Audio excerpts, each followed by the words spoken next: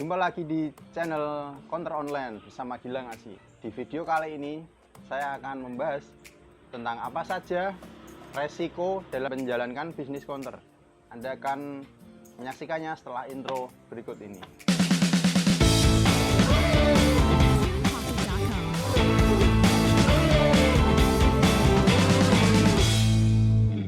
Langsung ke nomor pertama. Nomor pertama resiko dalam menjalankan usaha counter yaitu adalah perdana atau voucher kadaluarsa expired. Ya, jadi ketika kalian pulak kartu perdana itu di video kemarin saya sudah menyarankan untuk jangan banyak-banyak dulu. Karena ini resiko expired ini tidak main-main ya guys. Dan kalau kalian satu expired saja, satu kali expired itu ruginya bisa 50.000 kalau yang 8 GB itu misalnya. Tapi kalau yang kecil-kecil itu biasanya sering laku. Kalau misalnya ada 4 saja yang expired tidak laku, itu bisa rugi 100 ribuan. Jadi di poin yang ini hati-hati ya. Ke resiko yang nomor 2, resiko nomor 2 yaitu adalah barang atau stok barang ketinggalan tren.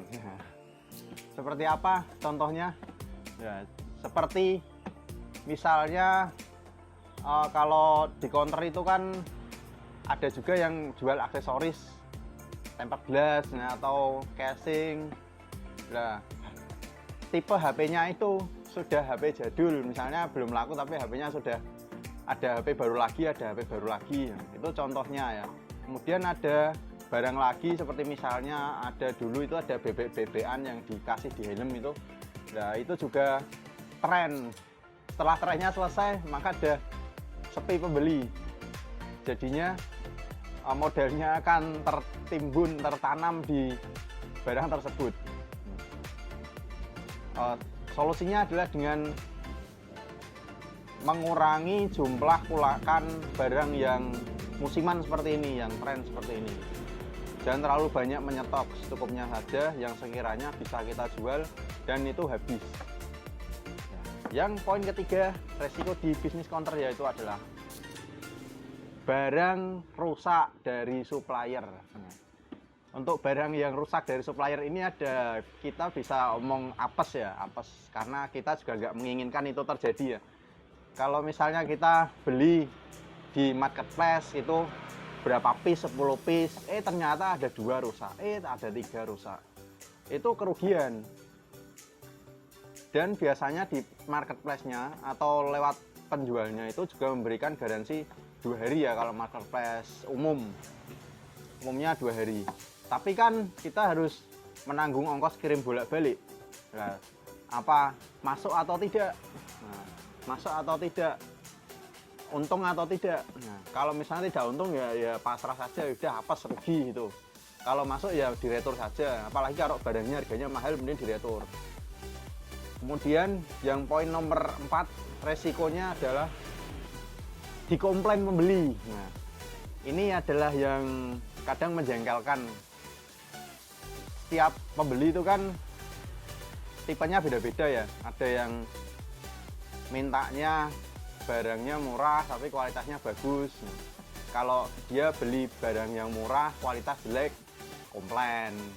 Nah, ya kita ada caranya sendiri untuk menghadapi yang seperti itu. Untuk tipe-tipe pembeli yang komplain sambil marah-marah itu juga ada, dan harus kesabaran ekstra untuk menghadapi pelanggan yang seperti itu.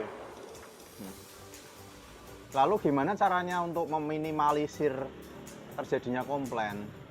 Sebenarnya sederhana sekali ya.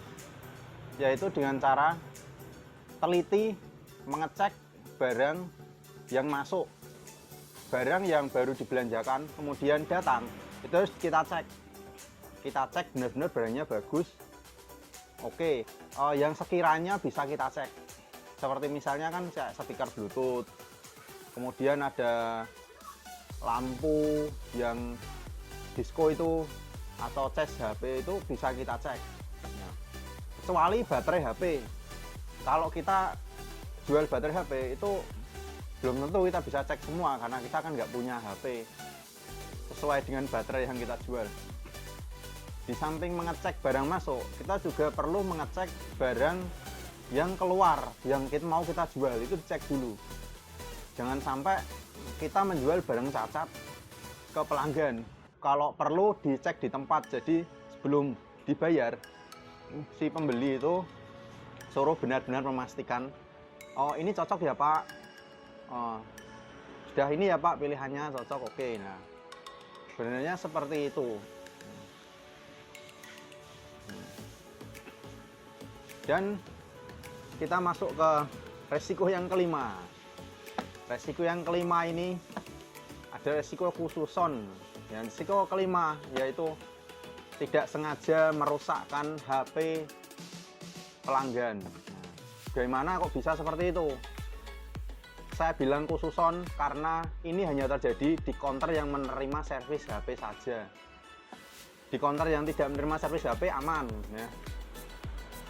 Loh, kok bisa merusakkan dalam tanda petik HP pelanggan? Kita juga tidak tahu ya. Kadang kita sendiri yang tidak jeli atau kita tidak tahu atau kita apes. Kita tidak mengecek HP yang dari pelanggan itu masih nyala atau dalam kondisi bagus atau tidak. Jadi si pelanggan itu kalau kita kembalikan HP-nya, dia komplain. Nah, kita kan bingung. Loh, ini tidak diapa-apain kok. Misalnya saya pernah mengganti baterai HP Asus waktu itu. Baterai setelah saya ganti berhasil HP nyala, tapi komplain LCD-nya ada garis-garis. Nah, orangnya taunya, loh tadi tidak ada garis-garis oh mas. Ya tapi kan saya ada ngutak-ngutak LCD Pak. Nah, saya cuma mengganti baterai saja. Nah, ya pembeli atau pelanggan tidak mau tahu. Taunya HP masuk ke kita normal, kembali rusak. Yang lebih parah lagi, saya pernah mengalami yang mengganti baterai, kemudian setelah ganti baterai HP-nya bootloop. Nah, bagaimana kok bisa begitu? Ya saya tidak tahu. Apa saja habis ganti baterai HP-nya tiba-tiba bootloop, tidak mau nyala, tidak mau masuk menu. Nah, apa boleh buat ya, akhirnya ganti HP-nya, saya ganti. Dan ini perlu, untuk mengatasi resiko yang seperti ini perlu skill dalam bidang servis HP ya. Jadi bagi teman-teman yang masih pemula, jangan coba-coba menerima servis HP kalau belum paham. Ingat, HP barang mahal.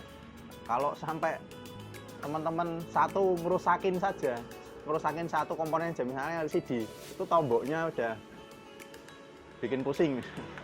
Maka hati-hati untuk yang poin ini ya. Ya, sekian video dari channel konten online kali ini. Semoga bermanfaat. Klik like kalau kalian suka, dislike kalau tidak suka.